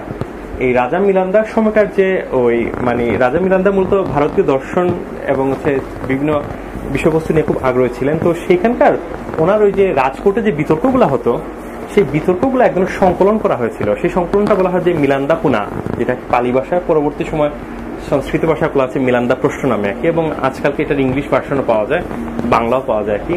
এই রাজা মিলান্দা পুনাতে যে বিষয়টা হয়েছে যে বিতর্কগুলো একদম উপস্থাপন করা হচ্ছে রেকর্ডের ফর্মে আর কি। এই রেকর্ডের ফর্মে যদি বিতর্কগুলো উপস্থাপনের যদি ভঙ্গিগুলো দেখি, সেটা কোনো অর্থে আসলে পাশ্চাত্য যুক্তিবিদ্যা না, মূলত বুদ্ধ যুক্তিবিদ্যার একদম স্পষ্টত প্রভাব। এবং সে যে এখানকার নাম করা একজন বিতার্কিক ছিলেন নাক্সেন নিজেও আর কি, এবং সে সেখানে একদম অস্পষ্টত ভাব থাকে। তার মানে হচ্ছে যে এখানে মূলত প্রথমে আমরা যেটা রুল আউট করতে পারি, সেটা হচ্ছে যে পরবর্তী সম্পূর্ণ, সেটা হচ্ছে যে পাশ্চাত্য যে চিন্তাটা এখানে এসেছে আর কি, যে ধারণা করা হয়ে থাকে যে মানে ইন টার্ম অফ রেশনালিটি, সেটা আসলে আর কি গ্রহণযোগ্য না, মানে মূলত স্ট্রাকচারাল বিবেচনা যদি এই লিটারেচারগুলোকে আমরা দেখি আর কি। এবং ভারতের যে নিজস্ব যে বিতর্ক পদ্ধতি এবং যুক্তি চিন্তা, সেটা আবার অর্গানিক্যালি এবং ইন্ডিপেন্ডেন্টলি বিকাশ করেছে, হয়তো সম্ভবত প্যারালালি, মানে ওয়েস্টে যেরকম বিকাশ হয়েছে ভারতেও এরকম একইভাবে প্যারালালি বিকাশ হয়েছে, মানে কোনো সেন্ট্রালাইজ পয়েন্ট আসলে খুঁজে পাওয়া সম্ভব নয়। বাট এটা দীর্ঘ সময় স্কলাররা মনে করেছিলেন, ইভেন ওই যে ম্যাক্স মুলার নিজেও আর কি, ইভেন রান্ডেলরা, সেটা হচ্ছে সম্ভবত একটা কমন সোর্স আছে রেশনালিটির। এটা আসলে এই মুহূর্তে মানে যে যথেষ্ট পরিমাণ তথ্যপদ্ধতি আসলে মানে ভিত্তি মানে যে দুর্বল করে দেওয়া সম্ভব আর কি, যে তথ্যপত্রগুলো আপনাদেরকে আসলে বললাম। এখন প্রশ্ন হচ্ছে যে এই যে আমাদের নিজস্ব বিতর্কের পদ্ধতিতে আসলে বিতর্কগুলো হতো, এবং এর কারণে যে এই যে ধারাগুলোর যে জন্ম হয়েছিল এবং তার কিভাবে বিকাশগুলো হয়, এই মূলত এই যে ছয়টা যে মানে যে আস্তিক এবং নাস্তিক যে ধারাগুলো, সেই আস্তিক এবং নাস্তিক ধারাগুলোর একটা গুরুত্বপূর্ণ যে বৈশিষ্ট্য যেটা ছিল, সেটা হচ্ছে যে মানে এই যতটা না ছিল মূলত মানে যে জ্ঞানতাত্ত্বিকভাবে কনফ্রন্ট করা, একই সাথে সেটা হচ্ছে যে বুঝতে পারছেন যে প্রতিষ্ঠিত সিস্টেমকে যেমন প্রশ্নবিদ্ধ করা এবং সাংস্কৃতিক এক ধরনের প্রতিরোধের জায়গাটাও ছিল। যেমন সঙ্গত কারণে যদি আমরা মনে করুন যে চার ভাগ দর্শনটাকে দেখি, এই দর্শনে মূলত আসলে প্রাইমারি কোনো আমরা সোর্স খুঁজে পাই না, মূলত সবগুলো সেকেন্ডারি অথবা টার্সিয়ারি সোর্স থেকে আর কি। তো সেই সোর্সের মধ্যে যে মূলত যেমন দেখা যায় সেটা হচ্ছে যে ওনারা বলছেন যে ওই মানে যে ওই জগতে এবং জ্ঞানের একমাত্র মাধ্যমই হচ্ছে প্রত্যক্ষ ছাড়া আসলে জ্ঞানের কোনো মাধ্যম নেই, অনুমানও যেরকম গ্রহণযোগ্য না, ঠিক ওরকম শব্দ অথবা উপমা গ্রহণযোগ্য কোনো মাধ্যম নয়। এখন তাহলে এই যে প্রত্যক্ষ, এবং সেই জায়গা থেকে ওনারা বলছেন সেটা হচ্ছে যে ওই আমাদের মূলত যে আত্মা সম্পর্কে যে আমরা বলছি যে আত্মা বলে কোনো কিছু নেই, এই ধারণাটা মূলত বুঝতে পেরেছেন যে দেহর যে আমাদের যে দেহ আছে, সেই দেহ বুঝতে পেরেছেন মারা যাওয়ার আগের এবং পরে যে ওজন, তার মধ্যে কোনো তারতম্য হয় না। যে প্রেক্ষিত থেকে বলা হচ্ছে যে আত্মার আসলে অস্তিত্ব নেই। আপাতত দৃষ্টিতে এটা কিন্তু খুবই লেমেনিশ আর্গুমেন্ট, কারণ আজকালকে আমরা অনেক কমপ্লেক্স আর্গুমেন্ট দ্বারা করাতে পারি এবং তার এগেইনস্টও আর্গুমেন্টগুলো দ্বারা করাতে পারি। কিন্তু এই কনস্ট্রাকশনের মধ্যে দিয়ে অদ্ভুত একটা প্রবণতা ছিল, সেই প্রবণতা হচ্ছে একদম প্রতিরোধের জায়গা। সেই প্রতিরোধের জায়গাটা হচ্ছে মূলত সাংস্কৃতিক প্রতিরোধ। সেই প্রতিরোধটা হচ্ছে মূলত হচ্ছে যে আর্যরা যে ওই মন্দির কেন্দ্রিক যে সংস্কৃতি, যেখানে হচ্ছে মূলত কি যে ব্রাহ্মণরা কোনো কাজ না করার ফলেও সেখানে একজনে বুঝতে পেরেছেন তারা যে উচ্চ জীবনযাপন করছিল, সেখানে অনার্য বুঝতে পেরেছেন শিডিউল ক্লাস হওয়ার কারণে যে ত্যাগ তীক্ষা করছিল এবং পরিশ্রম করছিল, এবং তার প্রেক্ষিতে কিন্তু মাঠে ফসল উৎপাদন করছে অনার্যরা, কিন্তু তার অংশ বিশেষ আবার দিচ্ছে হচ্ছে আর্যদেরকে আর কি। এবং এই যে সমাজের যে শ্রেণীকরণের কারণে যেটা হচ্ছিল যে তার যে প্রতিরোধ করার যে প্রয়োজন, এবং যে মন্দির থেকে তাকে বুঝতে পারছেন বিচ্ছিন্ন করার উদ্দেশ্যে সেটা, কারণ হচ্ছে মানে ব্রাহ্মণদের মূল ভিত্তি ছিল যেহেতু পুনর্জন্ম আছে, এই জন্মে ভালো কর্ম করলে পরজন্মে আসলে আত্মার মানে যে শুদ্ধি লাভ করার মধ্যে হয়তো আমাদের ভালো প্রাণী হিসেবে আমরা জগতে আসতে পারি, যার প্রেক্ষিত থেকে যেটা হচ্ছে সেখানে আমাদের আসলে মন্দিরে যাওয়া উচিত। সেখান থেকে বুঝতে পেরেছেন আমি যদি প্রথমে মনে করি যে আত্মা বিশ্বাস না করি তাহলে সে তো পুনর্জন্মের ধারণা থাকছে না, আর পুনর্জন্মের ধারণা না থাকলে বুঝতে পারছেন ঈশ্বরেও তো ওই অর্থে প্রশ্ন আসছে না। কিন্তু এই পুরো ডক্টরিনটা যেভাবে উপস্থাপনা করা হতো সেটা একদমই উপস্থাপনা করা হয়নি, কিন্তু বুঝতে পারছেন একদম দার্শনিকভাবে মোরফেন উপস্থাপন করা হচ্ছে একদম সাংস্কৃতিক প্রতিরোধের জায়গা থেকে। আবার একই সাথে যেমন হচ্ছে যে আর্য শব্দের বহুবিধি ব্যবহার, যেমন মনে করুন যে ওই আর্যরা তো আমরা বলছিলাম যে সেটা হচ্ছে যে মূলত যে ওই মানে ইন্ডিয়ান যে পার্সিয়ান যে ইরানিয়ান লিটারেচার যে আর্যরা হচ্ছে যে মানে যে ইরানিয়ানরা ভারতে যাদেরকে বলা হচ্ছে নোবেল, এই আর্য শব্দটা যেমন বুদ্ধদের বুঝতে পারছেন এই আর্য শব্দটা ব্যবহার, যেমন 4 আর্য সত্য, 4 চরম সত্য বলা যেতে পারতো, 4 পরম সত্য বলা যেত, কিন্তু সেটা না বলা হচ্ছে আর্য সত্য। এবং যারা জ্ঞান লাভ করছেন তাদেরকে কিন্তু বলা হচ্ছে একজন আর কি যে ওই আর্য। এবং তার অন্যতম কারণ হচ্ছে যে আর্য বলে যে জাতিগোষ্ঠী, জ্ঞানী জাতিগোষ্ঠী পোর্ট্রেট করা হয়েছিল বৈদিক সাহিত্যে, সেইটার বাহিরেও যে জ্ঞানতত্ত্বগুলো আছে সেই জ্ঞানতত্ত্বগুলোর মাধ্যমে জ্ঞান চর্চা করার মাধ্যমে যে আমরা বুঝতে পারছেন যে মানে যে সংস্কৃতিমান এবং উচ্চতর হতে পারে, সেই প্রেক্ষিত থেকে আর্য শব্দ একদম রিকনস্ট্রাকশন করা হয়েছে। ওই একই জিনিসটা পাওয়া যাবে আসলে জৈনদের মধ্যেও।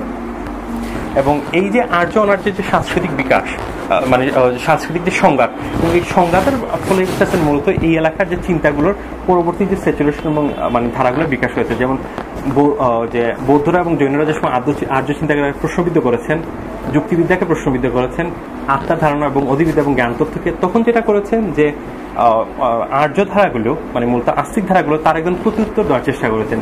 সেটা হচ্ছে উত্তর মীমাংসা, যেটাকে বেদান্ত বলা হয়ে থাকে, আবার মূলত যোগাচারে সাংখ্য এবং ন্যায় এবং বৈশাসিক, এবং প্রত্যেকটার এক ধরনের নিজস্ব দৃষ্টিকে এটা ব্যাখ্যা করার প্রেক্ষিত থেকে এদেরকে বলা হয় সরস দর্শন। এবং এই দর্শন শব্দটা প্রথমেই এই এলাকায় ব্যবহার করা হয় আনুমানিক আর কি যে 6ম শতাব্দীতে জয়বুদ্ধ সুরি এবং মাধবাচার্যের লেখার মধ্যে দিয়ে। এই সরস দর্শন হচ্ছে বিভিন্ন ধরনের দৃষ্টিভঙ্গি, মূলত বেদের যে চিন্তা ভাবনা আছে তার এক ধরনের মানে যে অনার্যদের সমালোচনার প্রেক্ষিতে যে বিপরীতে যে প্রত্যুত্তরটা দেওয়া হয়েছে সেটাই এক ধরনের দৃষ্টিভঙ্গি অর্থেই আসলে বলা হয়ে থাকে। এবং এই দৃষ্টিভঙ্গিগুলোর মধ্যে এই সরস দর্শনগুলোর মধ্যে এই যে 6টা দর্শন যাদেরকে আমরা আস্তিক দর্শন মূলত বলা হয়ে থাকে আর কি। তো আমি মানে আপাতত এখানে আলোচনাটা ছেড়ে কারণ পরবর্তী অংশে তো আবার কন্টিনিউ করবো। তো আপনার যদি প্রশ্ন থাকে তখন আমি হয়তো বাকি যে বিভিন্ন জায়গায় ফিরে যেতে পারি। ধন্যবাদ বক্তাকে আলোচনার জন্য। বক্তা আগে বলেই ফেলেছেন যে আলোচনার পরিপ্রেক্ষিতে যদি কোনো প্রশ্ন থাকে তো আমরা সেই সুযোগটা নিতে পারবো। সবার কাছ থেকে প্রশ্ন আহ্বান করছি। আমি যতদূর জানি যে ঋগ্বেদ যেটা সবচেয়ে প্রাচীনতম বেদ বলা হয়, সেখানে একটা কথা পাওয়া যায় যে যিনি জ্ঞান অর্জন করেন তিনি ব্রাহ্মণ। তার মানে তখন কি ব্রাহ্মণ কথাটা বংশ পরম্পরায় ব্রাহ্মণ হওয়ার অর্থে ব্যবহৃত হয়নি। তো এখানে এই পরিবর্তনটা সম্পর্কে যদি না, অ্যাকচুয়ালি ওই সময় সম্ভবত একই জায়গাটা ছিল, সেটা হচ্ছে যে জ্ঞান মানে আমি কি বিষয়টাকে জ্ঞান বলবো সেটা কিন্তু খুব গুরুত্বপূর্ণ প্রশ্ন।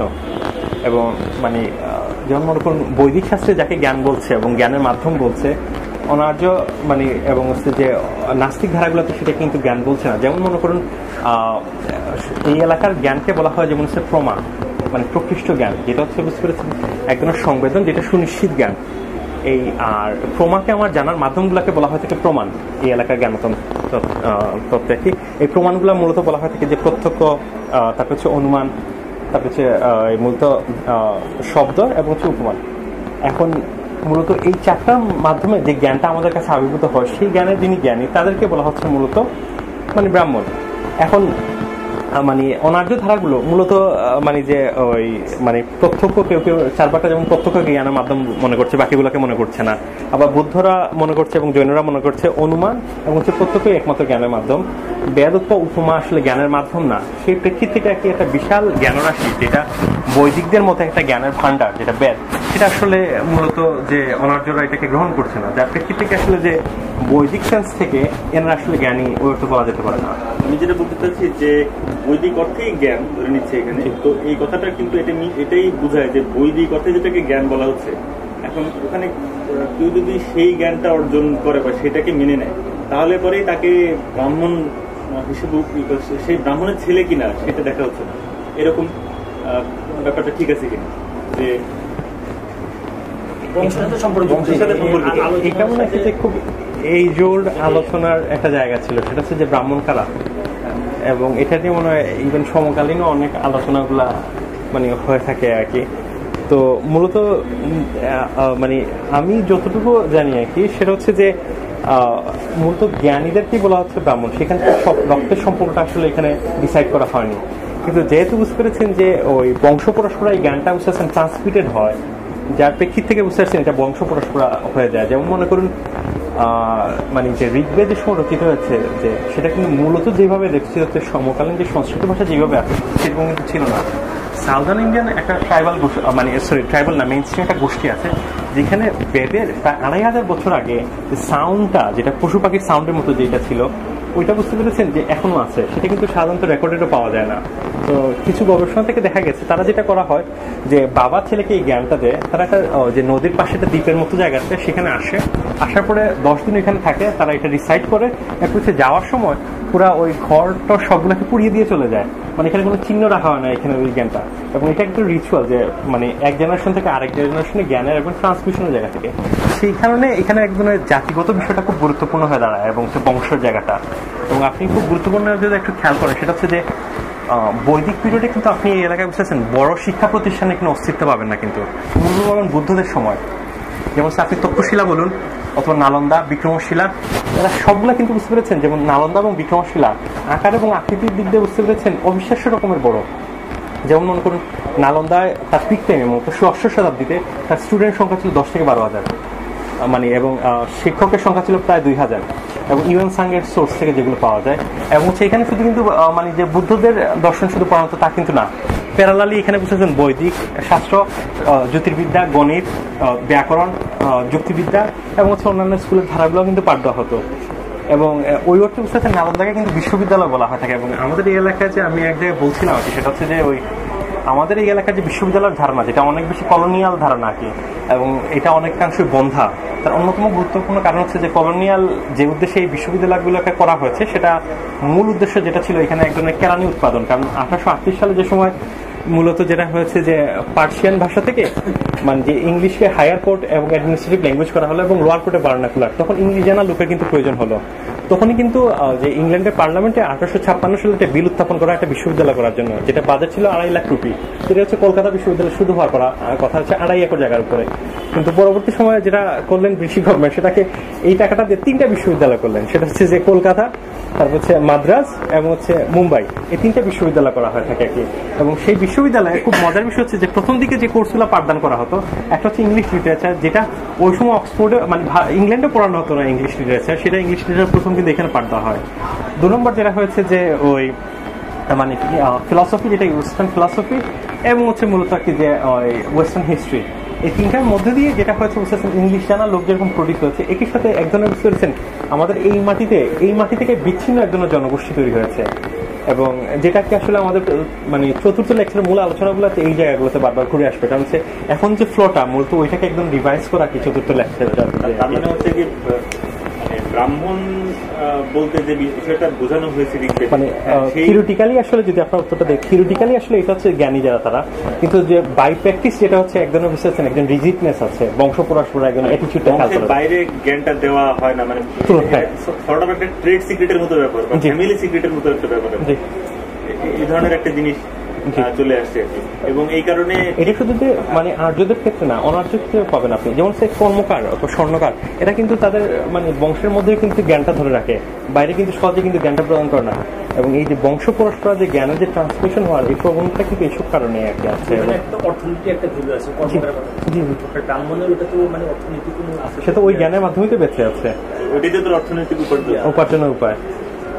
আচ্ছা, তার মানে এই কারণেই কি ঠিক ব্রাহ্মণ মানে ওই সময়টাতে ঠিক পাবলিক এডুকেশনের ধারণাটা আসতেই পারে, সেই কারণে ইউনিভার্সিটির মতো কিছু হয়নি। প্রথম ইউনিভার্সিটি বলা হয় থাকে যে তক্ষশিলা, আর এর পরবর্তী যেটা হচ্ছে যে মূলত যে ওই গৌতম বুদ্ধ নির্বাণ লাভ করার পরে বিহারের যে আম বাগানটার তলা দিয়ে হাঁটতেন, ওইখানে প্রথম আর কি যে মূলত মানে বুদ্ধ দর্শনের শিক্ষা প্রদান করেন, ওইখানেই নালন্দা যেটা হয় পরবর্তী সময় থেকে।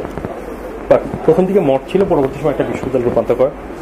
তারপর হচ্ছে যে অদন্তপুর, তারপর হচ্ছে সোম, দুটোটাই হচ্ছে বাংলাদেশে, আর বিক্রমশিলা হচ্ছে তো মূলত ভারতে আপনি পাবেন বিশ্ববিদ্যালয়গুলো। আর কারো কোনো প্রশ্ন প্রথমে আপনি যে যুক্তির পার্থক্যটা বলতেছেন এই অঞ্চলের প্রথম পার্থক্যটা আমি একটু অমনোযোগের কারণে মিস করছি। আচ্ছা, মূলত যেটা হচ্ছে যে জি ওই মূলত পাশ্চাত্য যুক্তিবিদ্যার মূল জায়গাটা হচ্ছে যেটা বলা হয়ে থাকে যে শ্রেণী সদস্যের ধারণাটা, মানে এই শ্রেণীটা হচ্ছে যে ধরুন মানুষ একটা শ্রেণী, গরু একটা শ্রেণী হতে পারে, যেখানে একটা অনেক মানে কিছু বিশেষ বৈশিষ্ট্য দিয়ে যে এটার মেম্বার অনেকেই হতে পারে নাকি।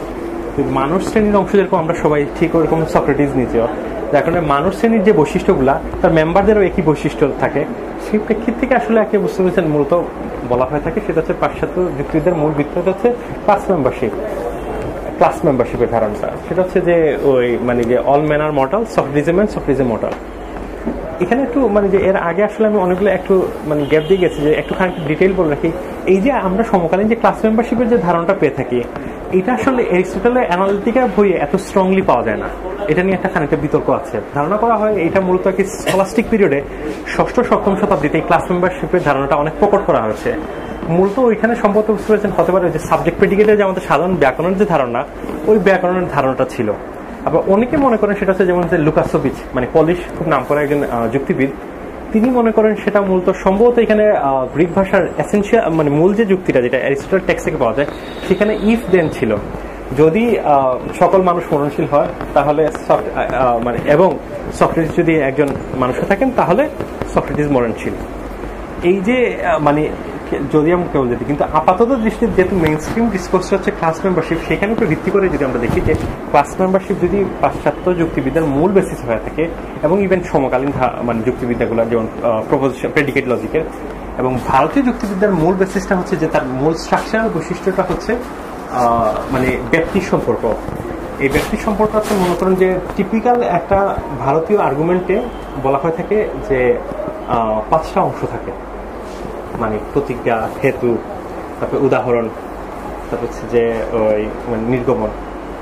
কিন্তু ধরুন যে মানে এই আর্গুমেন্টগুলোকে 2 শ্রেণীতে ভাগ করা হয়। একটা হচ্ছে স্বার্থ অনুমান এবং পরার্থ অনুমান। স্বার্থ অনুমান হচ্ছে যেটা আমি আমার নিজের জন্য করি, এবং পরার্থ অনুমান যেটা পরের জন্য করি আর কি। তো পরার্থ অনুমানের 5টা স্টেপ থাকে। স্বার্থ অনুমানের মূলত থাকে হচ্ছে যে মাত্র 2টো, মানে প্রতিজ্ঞা এবং হেতু, বাকিগুলো আসলে রিডান্ডেন্ট হয়ে যায়। এই প্রতিজ্ঞা এবং হেতু যেমন মনে করুন যে এটা টিপিক্যাল উদাহরণ হতে পারে যে পাহাড়ের মধ্যে আগুন হচ্ছে, যেহেতু পাহাড়ের মধ্যে ধোঁয়া আছে। এই যে কনক্লুশনটা পাহাড়ের মধ্যে যে ধোঁয়া থেকে মূলত কি যে আগুনে যে যাচ্ছি, এখানে মূলত যে ভারতীয় যে অ্যানালাইসিসটা করা হয় থাকে সেটা হচ্ছে বলা হয় একটা পক্ষ আছে যেখানে আসলে ঘটনাটা ঘটছে। এই ক্ষেত্রে হচ্ছে মানে পক্ষটা হচ্ছে ওই মানে পাহাড়, এবং বৈশিষ্ট্য হচ্ছে এখানে 2টো, একটা হচ্ছে ধোঁয়া এবং এটা হচ্ছে আগুন। এবং মানে যেটা থেকে আমি অনুমান করি সেই মানে এই বৈশিষ্ট্যকে বলা হয় থাকে হেতু, আর যাকে আমি অনুমান করছি সেটাকে মনে হয় মূলত কি যে সাধ্য। আর ভারতবর্ষে মূলত কি যে সাধ্য এবং হেতুর মধ্যে যে সম্পর্কটা, যেটা যৌক্তিক সম্পর্ক, সেই সম্পর্কটা বলা হয় থাকে কি ব্যক্তি সম্পর্ক। এখানে কোনো ধরনের ক্লাস মেম্বারশিপের ধারণাটা নেই। এটা হচ্ছে একটা পার্থক্য। 2 নম্বর পার্থক্য যেটা হচ্ছে যে এরিস্টটলের যেটা এক্সপ্লিসিটলি পাওয়া যায় তার অ্যানালিটিক্যাল বইয়ের মধ্যে 3টা সূত্র, law of identity, law of excluded middle এবং ল অফ কন্ট্রাডিকশন। মানে এক্সক্লুডেড মিডল হচ্ছে যে কোনো কিছু হয় হ্যাঁ অথবা রায়ের মধ্যে থাকবে, মধ্যবর্তী কোনো অবস্থান নেই। আর ল অফ কন্ট্রাডিকশন যেটা হচ্ছে একই সাথে একটা জিনিস 2টো হতে পারবে না, পানি আছে এবং নেই হতে পারবে না। কিন্তু ভারতীয় যুক্তিবিদ্যায় মূলত যেটা দেখা যায় যে এই 2টাই আসলে অমান্য করে। এখন খুব সঙ্গত কারণে যে প্রশ্নটা আসে সেটা হচ্ছে যে তাহলে যে ভারতে যে সময় মানে আলেকজান্ডার আক্রমণ করেছেন, যে এখানকার যে মানে যে গ্রেগো-ম্যাসিডোনিয়ান যে রাজাদের কারণে কি এখানে পাশ্চাত্য এরিস্টটলের যুক্তিবিদ্যার প্রভাব হয়েছে, বিস্তার করেছিল কিনা না। এবং একই সাথে যেটা হচ্ছে যারা মূলত এরিয়ানাইজেশন তথ্যটা বলেন অথবা ইন্দো ইউরোপিয়ান নলেজের কথা বলেন, তারা মূলত মনে করেন সেটা হচ্ছে যে রেশনালিটি একই ধরনের সোর্স আছে, যেমন আছে হচ্ছে মানুষের ইতিহাসের,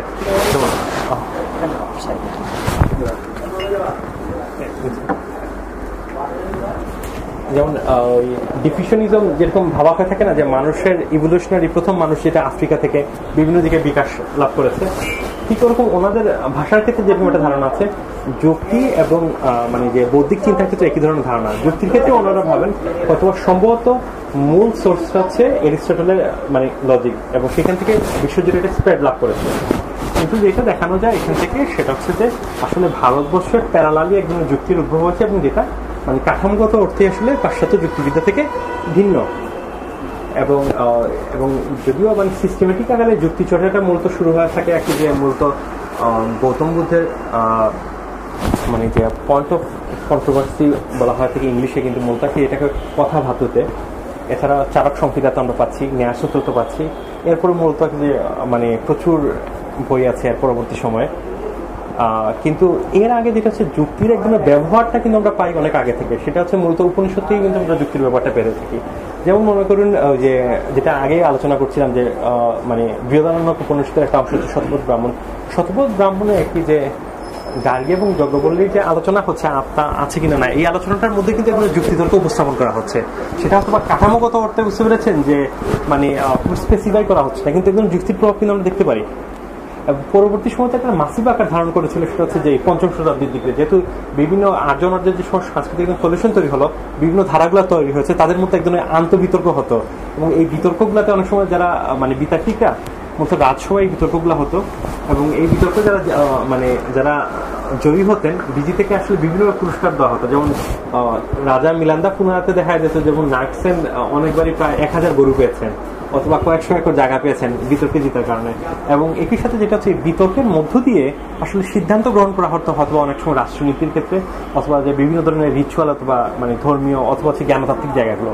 তার মানে হচ্ছে যে এখানে জ্ঞানটা আসলে বিচ্ছিন্ন কোনো কিছু ছিল না। আজকালকের রাজনীতি অথবা জায়গাগুলোতে আমরা যেভাবে চর্চা করে থাকি, এখানে জ্ঞানটা সবসময় একদম প্রাক্সিস জায়গাটা ছিল।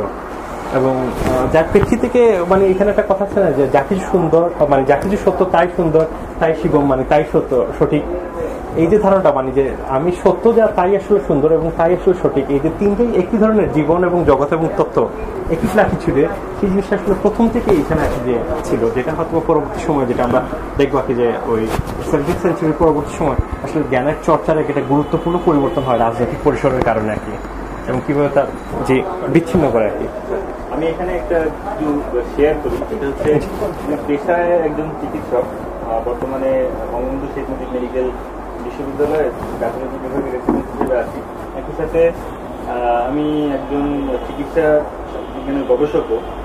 তো এই মানে বর্তমানে আমার গবেষণার বিষয়বস্তু হচ্ছে যে গর্ভাবস্থায় যেসব অসুবিধাগুলো হয় সেটার সাথে মায়েদের যে গর্ভফুল পাওয়া যায়, এই গর্ভফুলের ভিতরে বিভিন্ন জিন এর প্রকাশ, এর কোনো পার্থক্য পাওয়া যায় কিনা, এখান থেকে কোনো সম্পর্ক আছে কিনা এই ধরনের অসুখের সাথে এই জিনটা পাওয়া যায়।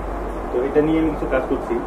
তো এখানে এই ধরনের কাজগুলোর ক্ষেত্রে যে পরিবর্তনটা এসেছে মানে মূলধারার কি মেডিকেল জেনেটিক্সে, সেটা মানে কথা মনে পড়ে গেল এই চিন্তার পরিবর্তনের সাথে সামঞ্জস্য দেখেছি।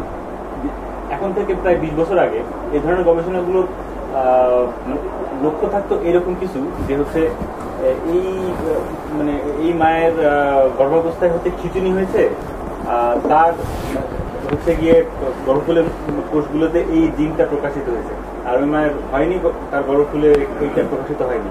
তার মানে এটা হতো যে হচ্ছে গিয়ে তখন কনক্লুশনটা এরকম টানা হতো যে হচ্ছে যদি মায়ের খিচুনি হয় তাহলে তার এই জিনটা তার ভিতরে প্রকাশিত ছিল বলে ধরে নিতে হবে, ঠিক আছে, যদি হয় তাহলে প্রকাশিত ছিল বলে ধরে নিতে হবে।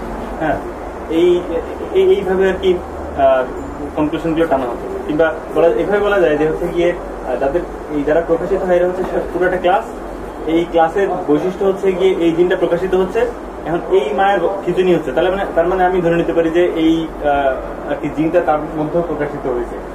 কিন্তু এখন মানে বর্তমানে আমি যে কাজগুলো করছি এই ভিউটা চেঞ্জ হয়েছে, এর কারণ আছে অনেকগুলো, টেকনিক্যাল অনেক সমস্যা সৃষ্টি হয় এই ধরনের পয়েন্ট অফ ভিউ থেকে আগে জেনেটিক্সে।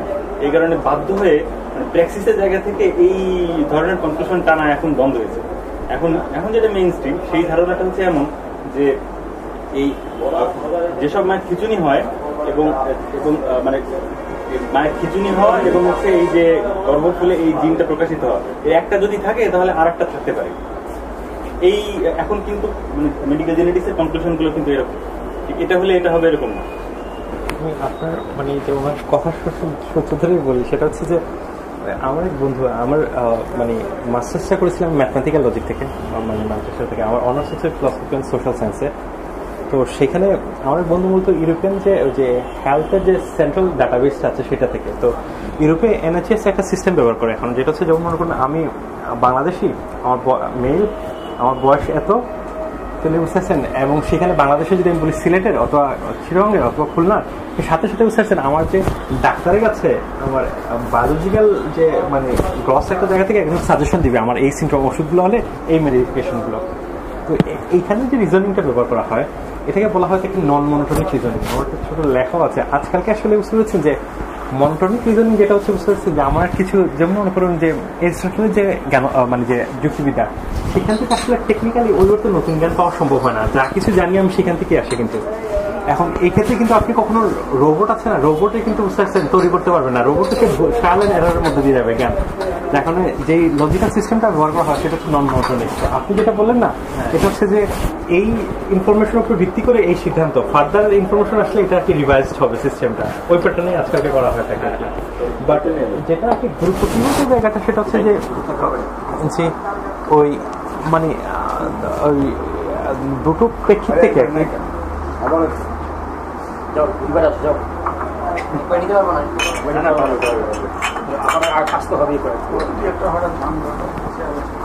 সেটা হচ্ছে যে ওই আমি বছর 2-3 আগে একটা লেকচার শুনছিলাম আর কি। সেটা হচ্ছে যে মূলত যে আসি মজুমদারের আসফার হোসেন আছে না, যে উনি বক্তৃতা দিচ্ছিলেন মূলত হচ্ছে যে উত্তর আধুনিকতার উপরে। তো বক্তৃতা পরে ওনার সাথে কথা হচ্ছিল, তো উনি বলছিলেন যে আমাদের এখানে আসলে কিভাবে বাইনারি ফর্ম করেছে চিন্তার মধ্যে, এবং সেই বাইনারি থেকে বেরোয় আসতে হবে এবং এক্সেট্রা এক্সেট্রা। বাইনারি হচ্ছে হ্যাঁ এবং না এর, যেটা পাশ্চাত্য যুক্তিবাদের একটা ভিত্তি আর কি। তো আমি ওনাকে জিজ্ঞাসা করলাম যে আমাদের এখানে কি বাইনারি ফর্ম করেছে, আপনি নিশ্চিত তথ্যপত্র থেকে সেটা পাওয়া যায়? উনি বললেন না, যে লেখাগুলোতে সাদা কালো এইভাবে। আমরা দেখুন আমাদের এখানে যে মেইন স্ট্রিম যে মানে যে লজিক্যাল যে ডিসকোর্সগুলো, এখানে কোথাও কোনো বাইনারি ফর্ম করেনি। আপনি যেসব বলেন এখানে বাইনারি ফর্ম করেছে, এটা হচ্ছে পাশ্চাত্য থেকে মানে পোস্ট স্ট্রাকচারালিস্টের যে আর্গুমেন্টগুলো আছে না, যে স্ট্রাকচারালিস্টের এগেইনস্টে, সেটা আমি একদম এখানে কি করি অ্যাসিমিলেট করে এনে একদম সুপারফিশিয়াল ইমাজিন এক ধরনের বাস্তবতা তৈরি করি। সেই বাস্তবতার উপর ভিত্তি করে আমি কিছু ওষুধ দিই, কিন্তু আমাদের এখানে বাস্তবতাটা ভিন্ন। এখন ধরুন যেটা আমি সময় বাস্তবতাতে ফিরে যাবো, যেমন যে আমাদের এই এলাকার লজিক এবং এই লজিকটা কীভাবে ডেভেলপ হতে পারে, তখন যে সংকটটা হতে পারে কি জানেন, আমার বর্তমান জ্ঞান কিন্তু সব সময় প্রভাবিত করবে তাকে, যে ওই আমার অতীতটাকে আর কি খুব স্বাভাবিকভাবে, এবং সেই পরিস্থিতিগুলোতে ইনফ্লুয়েন্স করে। কিন্তু আমার এর অর্থ এই না যে আমার ঐতিহ্য থেকে কমপ্লিটলি মানে সরে এসে যে নতুনভাবে যে বিষয়গুলো ভাবা সেটা মানে কতটা যৌক্তিক আর কি। আমার কাছে যেটা মাঝে মাঝে মনে হয় সেটা হচ্ছে যে মানে আমার অনেকগুলো সমস্যা যেটা হচ্ছে যে মানে আমি চোখে দেখি না,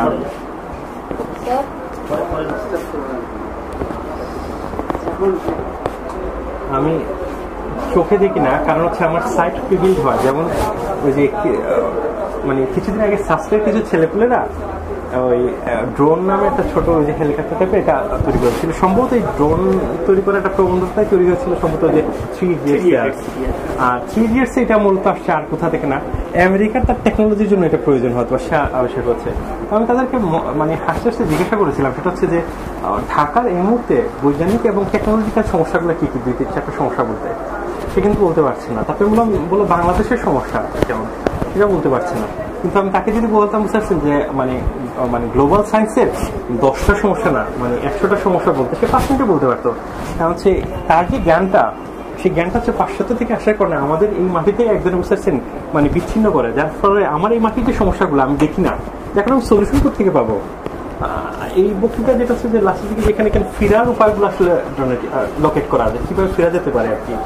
আমাদের যে জিনিসগুলো সমস্যা সেগুলো সমাধান, জি জি, আমাদের সমস্যার আলোকেই সমাধানগুলো তৈরি করা। জি জি। আর কার কোনো প্রশ্ন আছে? একটা স্যার, আপনি 4টে নাস্তিক মানে অবিশ্বাসী যে 3টা ধারা, 3টা আজীবক বলে যেটা আছে ওরা কি নাই?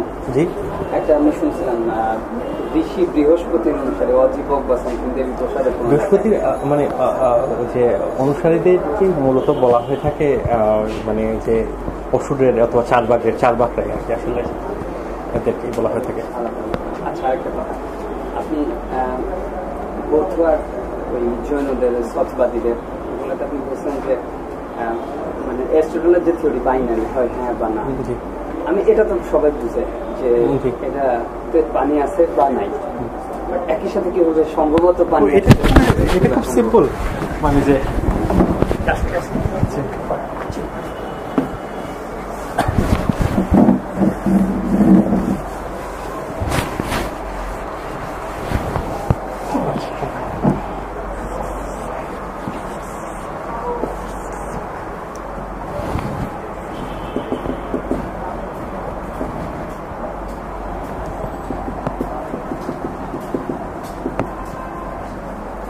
যেমন প্রথমটা হচ্ছে যে পানি আছে, এটা সিম্পল পূর্ণ।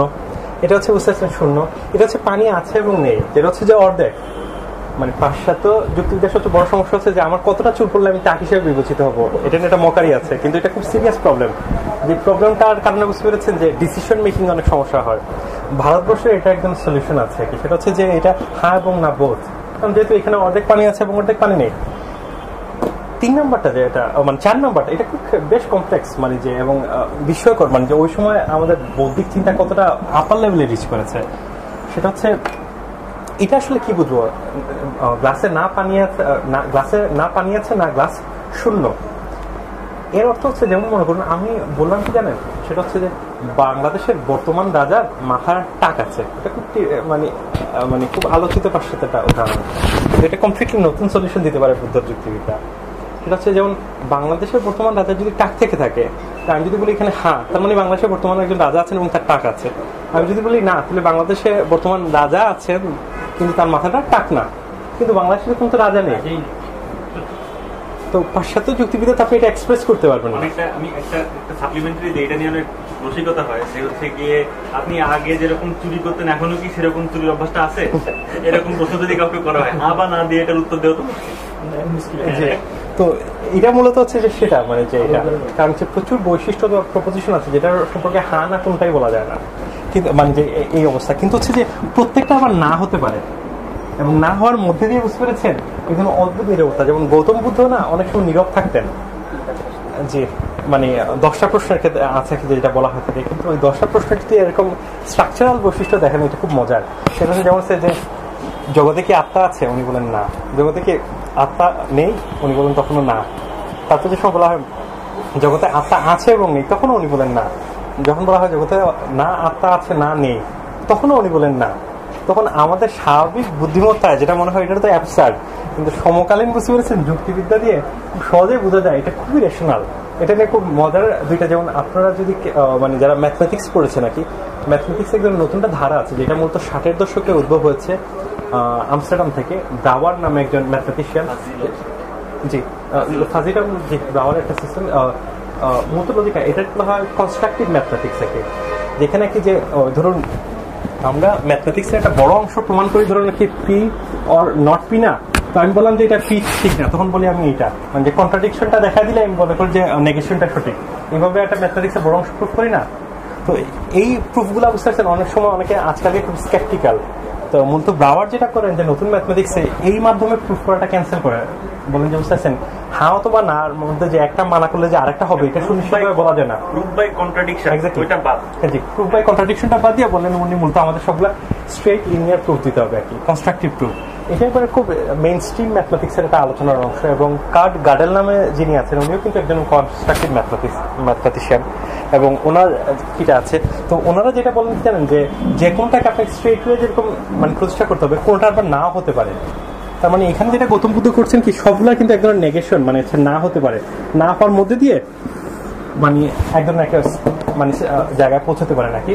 এবং গৌতম বুদ্ধ সেই ক্ষেত্রে একটা নীরব থাকতেন, এবং এই নীরবতা কিন্তু বুঝতে পারছেন খুব যৌক্তিক নীরবতা। এই নীরবতার সাথে কিন্তু যে পাশ্চাত্যের যে সুফিরা যে নীরবতা থাকে, যে মধ্যপ্রাচ্যের সুফিদের নীরবতা এক না, কিন্তু গৌতম বুদ্ধের নীরবতা হচ্ছে বুঝতেছেন একদম যৌক্তিক নীরবতা।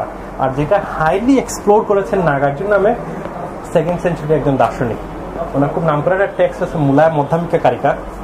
ওই আমার মানে যে মূলত দীর্ঘকাল যেটা হয়েছে যে ওই অনার্স মাস্টার্সে থাকা অবস্থায় বাইরে মূলত ওই পাশ্চাত্যের বিভিন্ন যে সময় টেক্সটগুলো পড়ছিলাম, তো তার মধ্যে বলা হয়ে থাকে মূলত উইটগেনস্টাইনের টেক্সট থাকে, যে ট্রাক্টাটাস লজিক ফিলসফিকাস নামে উইটগেনস্টাইনের টেক্সট আছে, বলা হয় থাকে ওয়েস্টার্ন ফিলসফির মোস্ট রেশনাল অ্যাসপেক্ট এবং খুব সিস্টেমেটিক মানে টেক্সট থাকে। আমার কাছে অনেক ক্ষেত্রে নাগার্জুনের ওই টেক্সটটাকে মনে হচ্ছে অসাধারণ পাওয়ারফুল, মানে তার 4টা বাক্যের মানে এক ধরনের প্রপোজিশন আকারে আর কি। উনি প্রত্যেকটা প্রপোজিশনে কি করেন, অবস্থানগুলোকে এক একটা পজিশনকে খণ্ডন করেন আর কি যুক্তি দিয়ে আর কি। এবং মানে খুবই এক ধরনের কি যে জিরো ফ্ল্যাট টেক্সট আর কি, যেখানে কোনো অতিরিক্ত কোনো কথাবার্তা নাই, শুধু আর্গুমেন্টেশন এবং অদ্ভুত মানে অ্যাফোরিক স্টাইলে আর কি, খুব পাওয়ারফুল টেক্সট। আনফর্চুনেটলি আসলে মানে বাংলায় নাগার জন্য এই টেক্সটটা অনুবাদ হয়নি আর কি। বাট ওই পাশ্চাত্যে আজকালকে কি যেহেতু ওই ওয়েস্টার্ন নন ওয়েস্টার্ন রেশনালিটি নিয়ে একদম আগ্রহ তৈরি হচ্ছে, সেই প্রেক্ষিত থেকে আসলে কি যে এই সিস্টেমগুলো নিয়েও আজকালকে বেশ গবেষণা হচ্ছে আর কি। এবং আমার নিজের একটা কাজ হচ্ছে মূলত ভারতবর্ষের একটা লজিক্যাল সিস্টেমকে আমি এটা ক্যালকুলাসে রূপান্তর করেছিলাম আর কি। আপনার যেরকম প্রপোজিশনাল প্রেডিকেট ক্যালকুলাস আছে ডিসিশন মেকিং প্রসিডিউর সহকারে, আমার একটা কাজ হচ্ছে মূলত মানে ওইদিকে আর কি। আর কারো কোনো প্রশ্ন থাকলে আমরা এখন শেষ করব পাঠচক্র। তাদের সবাইকে ধন্যবাদ এবং আমন্ত্রণ আগামী পাঠচক্রে। ধন্যবাদ। তারিখ আগামী বৃহস্পতিবার কত তারিখ? 12 তারিখে, আগামী বৃহস্পতিবার 12 তারিখে 5টায় আজকের পাঠচক্রেরই দ্বিতীয় পর্ব। বক্তা সবাইকে ধন্যবাদ।